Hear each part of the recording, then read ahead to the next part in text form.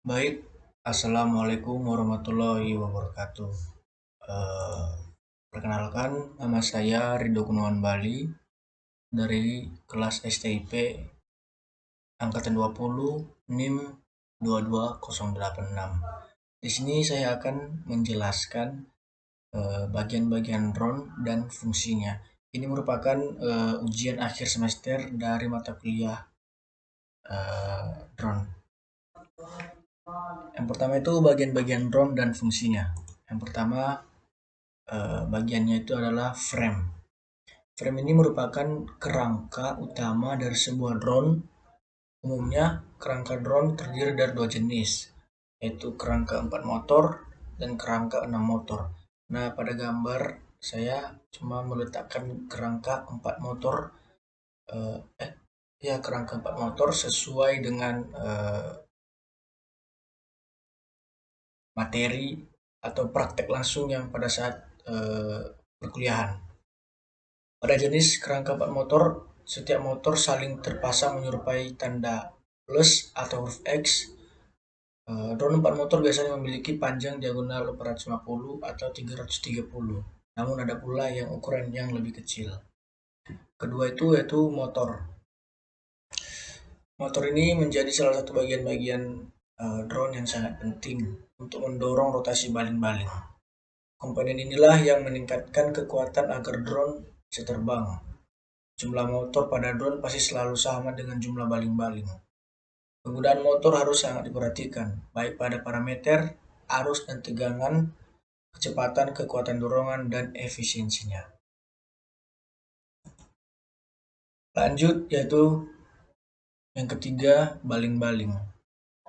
Baling-baling akan bergerak atas dorongan dari motor. Kerjasama antar motor dan baling-baling inilah yang sangat penting untuk dapat menerbangkan drone. Baling-baling sendiri berputar dengan arah yang berbeda. Pada drone 4 motor, dua baling-baling berputar dengan arah berlawanan jarum jam. Sementara itu, dua baling-baling lainnya bergerak searah jarum jam. Keempat, flight controller.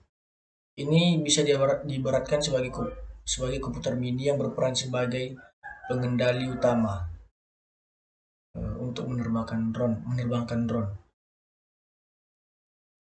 Lanjut yang ke 5, radio controller atau RC. Untuk mengendalikan drone 4 motor dibutuhkan suatu pengendali jarak jauh menggunakan frekuensi radio. Nah, pengendali inilah yang dinamakan dengan radio controller. Pengendali ini membutuhkan receiver sebagai penerima dan transmitter sebagai pemancar. Receiver dipasang pada drone serta langsung terhubung dengan flight controller. 6. Electronic Speed Controller atau ERC. Komponen ini bertugas untuk mengatur kecepatan motor pada drone. Cara kerjanya bermula saat flight controller memberikan sinyal untuk meningkatkan kecepatan. Sinyal ini kemudian diterima oleh IRC yang terhubung dengan motor pada badan drone. Jadi fungsi IRC ini di sini adalah untuk menerjemahkan sinyal yang dikirimkan oleh flight controller untuk mengurangi atau menambah daya sebuah motor pada drone yang terhubung dengannya. Ketujuh, drone. Drone yang ketujuh itu baterai. Nah, drone tentu tidak lengkap tanpa adanya baterai. Komponen ini berperan sebagai sumber daya bagi drone. Baterai memasok energi melalui kabel distribusi listrik. Jenis baterai yang paling umum digunakan adalah LiPo atau lithium ion polymer, yang setiap sel memiliki nominal daya sebesar 3,7 volt. Semakin besar ukuran drone, maka semakin besar pula daya baterai yang dibutuhkan untuk bisa menggerakkan motor-motornya. Setidaknya dibutuhkan sekitar 2-6 sel pada baterai drone, yang artinya membawa daya listrik sebesar 7,4 atau 22,2 volt. Terakhir yaitu kamera.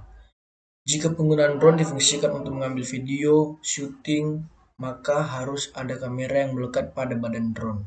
Biasanya kamera yang digunakan untuk tujuan fotografi atau videografi menggunakan drone adalah kamera GoPro yang berkualitas. namun bisa juga menggunakan kamera mirrorless yang bisa menghasilkan gambar lebih berkualitas. Nah, pada tugas kali ini atau ujian akhir semester kali ini, eh, kita itu disuruh untuk menjelaskan beberapa bagaimana cara merakit drone dari tahap awal hingga membentuk sebuah drone. Nah, kebetulan pada saat praktek pada perkuliahan, saya lupa mengambil dokumentasi, tapi saya di sini juga bisa sedikit menjelaskan, walaupun tidak sempurna. Seenggaknya saya masih ingat beberapa eh, tahap-tahap pada saat eh, merangkai drone. Itu yang pertama itu kita merangkai eh, frame atau kerangka. Kerangka itu merangkai kerangka, lalu eh, tumpuannya atau kakinya. Setelah kerangkanya telah eh, jadi, maka memasang baling-baling. Baling-baling ini eh, sama seperti penjelasan saya tadi. Ini eh, ada dua baling-baling lainnya yang bergerak secara berlawanan jarum jam, dan baling-baling yang bergerak searah jarum jam. Lalu setelah memasangkan baling-baling, komponen-komponen yang lainnya tuh dipasangkan seperti electronic speed controller, radio controller, baterai, dan kamera. Lalu nanti dihubungkan dengan remote untuk pengendali drone-nya. Sekian video saya, penjelasan singkat dari saya. Kurang lebihnya saya minta maaf apabila ada kesalahan dalam tutur kata. Kiranya dapat dimaklumi. Terima kasih.